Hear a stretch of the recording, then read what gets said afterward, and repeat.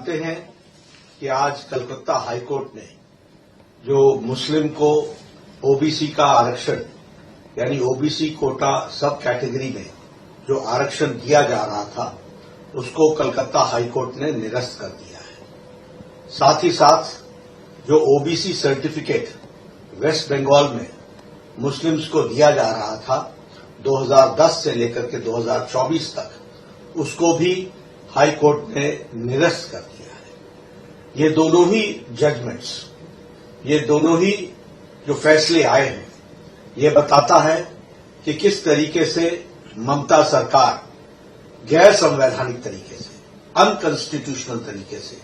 तुष्टीकरण की नीति को आगे बढ़ा रही थी और एक तरीके से कहा जाए तो मुस्लिम लीग के एजेंडा को आगे बढ़ा रही थी। प्रधानमंत्री मोदी जी ने इस चुनाव में बड़े स्पष्ट शब्दों में इस विषय को उठाया कि किस तरीके से ये इंडी गठबंधन, ये घमंडिया गठबंधन, ये ममता, ये राहुल गांधी, ये बाकी सारे टोला जो है, ये किस तरीके से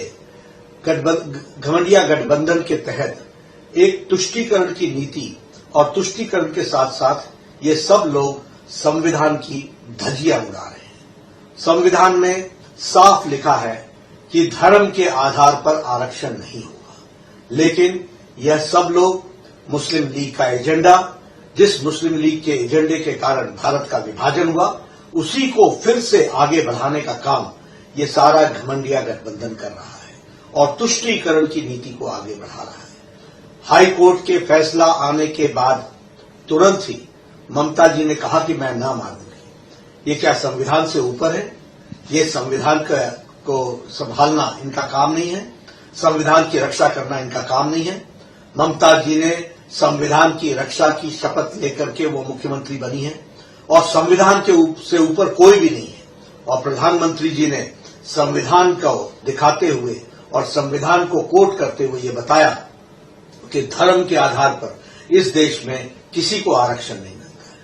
राहुल गांधी ये संविधान की पुस्तिका लेकर के फिरते रहते हैं, लेकिन ऐसे मुद्दों पर जब हाई कोर्ट के तरफ से फैसला आ जाता है और मुस्लिम तुष्टीकरण